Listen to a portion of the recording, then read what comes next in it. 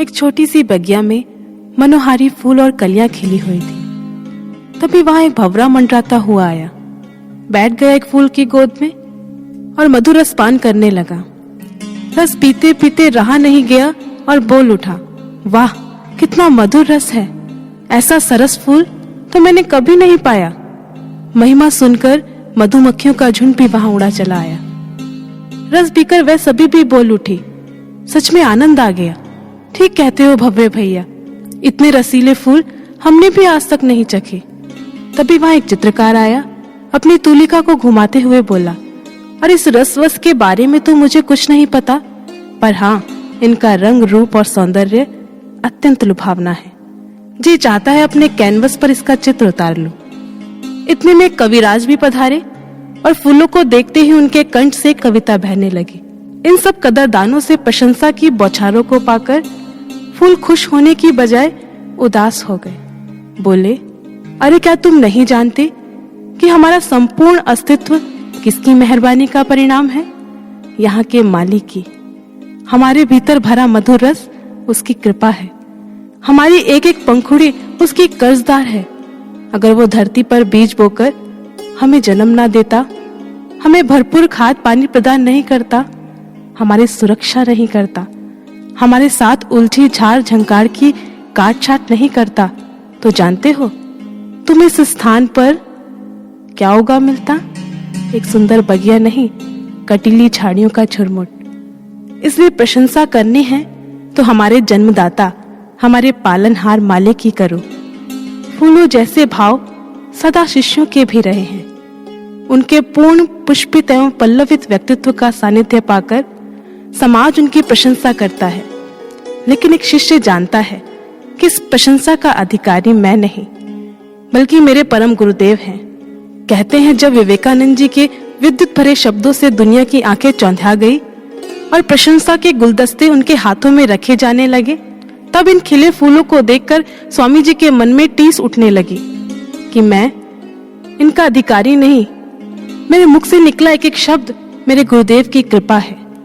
एक दिन वे कमरा बंद कर खूब बिलक बिलक कर रोए, और उसके बाद जो अगला प्रवचन उन्होंने किया उसका शीर्षक था मेरे गुरुदेव। और उस दिन दिल खोलकर उन्होंने ठाकुर की महिमा गाई। इन प्रवचनों के बीच उन्होंने कहा, मैं पूर्ण विश्वास के साथ कह सकता हूं, अगर मैं अपने ठाकुर के अलौकिक व्यक्तित्व का प्रचार करूं तो आधी से ज्यादा दुनिया उनके चरणों में झुका सकता हूं। पर यह उनकी आज्ञा है कि मैं उनका नहीं, उनके आदर्शों का प्रचार करूं। जिन आदर्शों को सुन सुनकर आप दीवाने हो रहे हैं, उनका स्रोत मैं नहीं, मेरे गुरुदेव श्री रामकृष्ण परमहंस हैं। विवेकानंद जी ने अस्तित्व का कण कण अपने गुरुदेव को समर्पित कर दिया। किसी ने बहुत सुंदर कहा, जब सुर हो और साज भी, तभी एक सुंदर गीत की रचना होती है। जहाँ विवेकानंद जी ने गुरु को सर्वस्व अर्पित किया, वहाँ उनके गुरुदेव ने भी अपना सर्वस्व न्यौछावर कर दिया। कहते हैं जब विवेकानंद जी के पिता का देहांत हुआ, तब घर की आर्थिक स्थिति बिगड़ गई।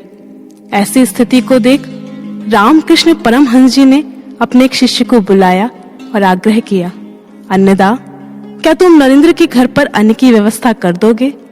शिष्य ने कहा, जी गुरुदेव। परंतु जब यह बात नरेंद्र को पता चली तो उन्हें बहुत ग्लानि हुई। ठाकुर को मेरे कारण किसी के आगे हाथ फैलाने पड़े। ठाकुर के पास जाकर उनसे कहने लगा, क्या आवश्यकता थी उससे मेरे लिए ये सब कहने की? आप मेरे लिए किसी के आगे हाथ फैलाएं, इससे मुझे ठेस लगती है। नरेंद्र की बात सुनकर गुरुदेव उसका सर सहलाते हुए कहने लगे, नरेंद्र, तेरे लिए तो मैं दर दर भिक्षा मांग सकता हूँ, फिर अन्नदा वो तो अपना है। नरेंद्र वहीं चरणों में धराशायी हो गया। ऐसा प्रेम पाकर कहने लगा, सच में ठाकुर, आप ही प्रेम करना जानते हैं और प्रेम कर सकते हैं। प्रेम एक तरफा नहीं, बल्कि दोनों तरफ से होता है। किसी ने कहा, दोनों और प्रेम पलता है, सकी पतंग तो जलता ही है, दीपक भी जलता है। एक बार अकबर और बीरबल दोनों एक मार्ग से गुजर रहे थे। मार्ग में दो पक्षी मृत पड़े थे। पास ही गड्ढे में थोड़ा सा पानी भी था। अकबर ने बीरबल से कहा, इनकी मृत्यु कैसे हुई? क्या किसी ने इनका शिकार किया?